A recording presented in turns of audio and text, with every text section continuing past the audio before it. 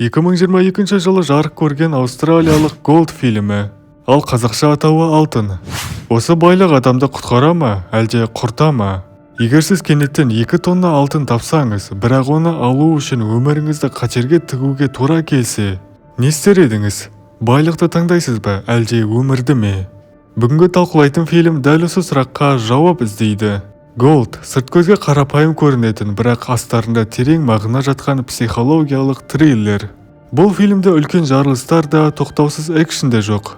Оның орнына режиссер көрерменді кейіпкермен бірге шөлдің ортасына апарып, жалғыздықтың, үміттің және ашкөздіктің қандай күйге жеткізетінін көрсетеді.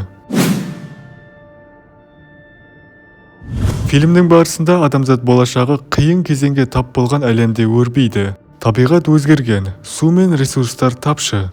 Адамдар тірі қалу үшін күресіп әлек. Осындай кезеңде жолға шыққан 2 бейтаныс адам шөлді аймақпен келе жатып, күтпеген жерден алып алтын кеніне тап болады. Алғашқы сәтте бұл олардың өміріндегі ең үлкен сәттілік секілді көрінеді.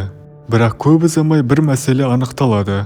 Алтын тым үлкен, оны қарапайым құралдармен шығару мүмкін емес. Сондықтан олар қиын шешім қабылдайды. Сондықтан біреуі осы жерге техника алып келеді, ал екіншісі алтынды күзетіп қалады. Алтынды күзетіп жас жігіт қалатын болды.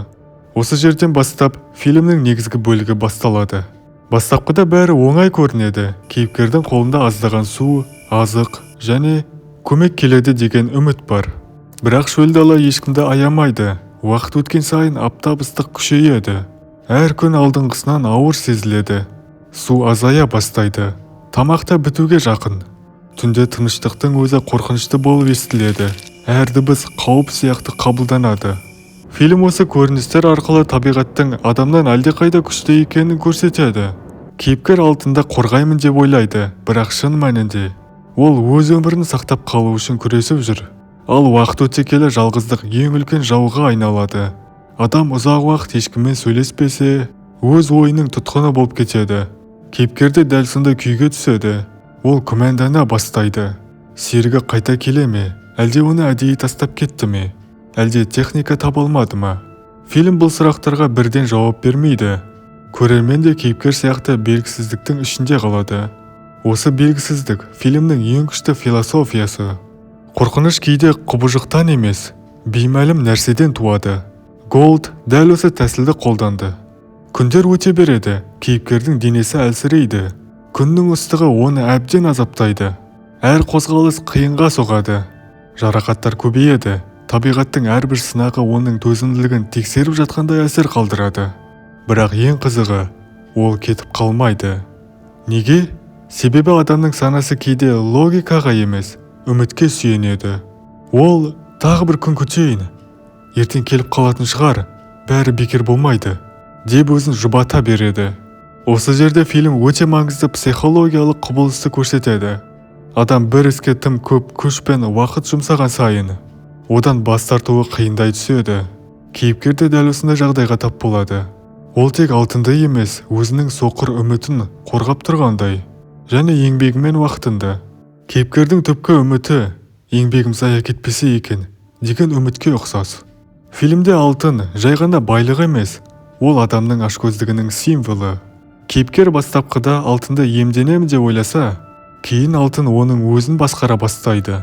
Бір қызығы фильмде диалог өте аз. Соған қарамастан көрермен жалықпайды, себебі режиссер атмосфераға ерекше көңіл бөлген. Мысалы, үлкен көріністің ішіндегі кейіпкер, үнсіздік, желдің дыбысы, күннің астындағы шексіз шөл. Мұның бәрі кейіпкердің жалғыздығы. Кейбір көрермендер бұл фильмді баяу деп бағалайды. Бірақ дәл осы баяулық оның ерекшелігі. Әр минут өткен сайын кейіпкердің үміті азайып, психологиялық қысымы арта береді.